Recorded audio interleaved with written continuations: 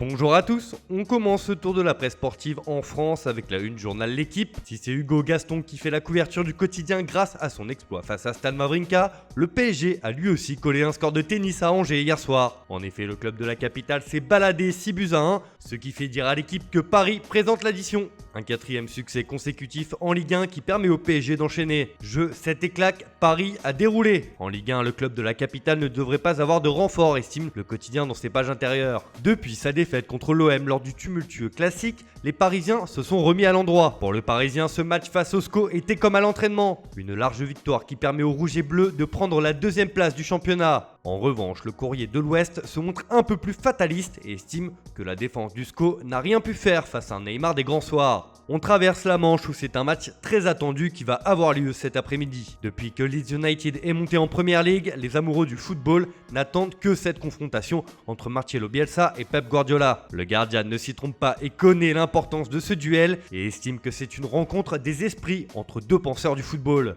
De son côté, le Daily Express revient sur les éloges de Pep Guardiola à son modèle Marcelo Bielsa en conférence de presse. Que puis-je dire? C'est probablement la personne que j'admire le plus dans le monde du football.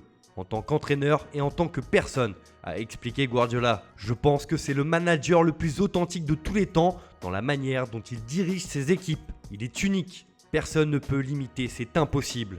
C'est un bon cadeau de l'avoir ici en Première Ligue, car c'est toujours une grande joie de voir ses équipes jouer. Un bel hommage que le principal intéressé appréciera. D'ailleurs, cet affrontement est aussi attendu de l'autre côté de l'Atlantique, avec le journal Olé qui estime pour sa part que c'est le jour des maîtres. On prend la direction de l'Espagne où la vie du Real Madrid n'est pas un long fleuve tranquille. En effet, les problèmes s'accumulent pour Zidane qui doit composer encore une fois sans Eden Hazard. Le Belge fait d'ailleurs la une du quotidien AS qui revient sur le dossier Hazard depuis son arrivée chez les Merengues. L'attaquant a été 27 fois en dehors de l'équipe pour un match du Real, ce qui est plus que dans toute sa carrière. Recruté 100 millions d'euros l'été dernier en provenance de Chelsea, l'ancien Lillois n'a pas été épargné par les blessures et n'a toujours pas justifié l'investissement que la Casablanca a consenti pour le faire venir. Et les galères continuent pour le Real qui devra se passer de Dani Carvajal pour les 2 prochains mois comme le rapporte Marca sur sa une. Zidane devra d'ailleurs faire les fonds de tiroir car le latéral espagnol rejoint Hazard, Kroos, Militao et Mariano à l'infirmerie. On reste dans la péninsule ibérique mais à Barcelone cette fois où avait lieu hier la présentation de Serginho Dest. Arrivé cette semaine pour 21 millions d'euros en provenance de l'Ajax, l'Américain a immédiatement affiché ses ambitions. Comme l'annonce porte sur sa couverture, c'est simple,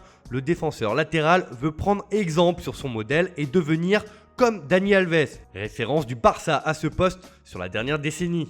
Je veux être comme Dani Alves, c'est mon modèle, j'aspire à lui ressembler, a-t-il déclaré. Et ces déclarations font également les gros titres du Mundo Deportivo qui reprend sur sa première page les ambitions du joueur de 19 ans. On termine ce tour de la presse par du mercato en Italie. Hier soir, la Fiorentina sans Franck Ribéry a concédé une défaite de 1 contre la Sampdoria. Et pour la presse transalpine, il ne fait aucun doute que c'était la dernière de Federico Chiesa avec la Viola. Pour Tuttosport, Chiesa appelle la Juve.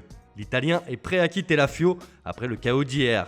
Il a joué sans le brassard en hommage pour Astori sur demande des supporters. Il a aussi tiré sur le poteau à 10 minutes de la fin. Même son de cloche pour le Corriere dello Sport qui estime que Chiesa termine sur un poteau. La vieille dame devrait passer à l'action pour recruter la pépite italienne dans les prochains jours.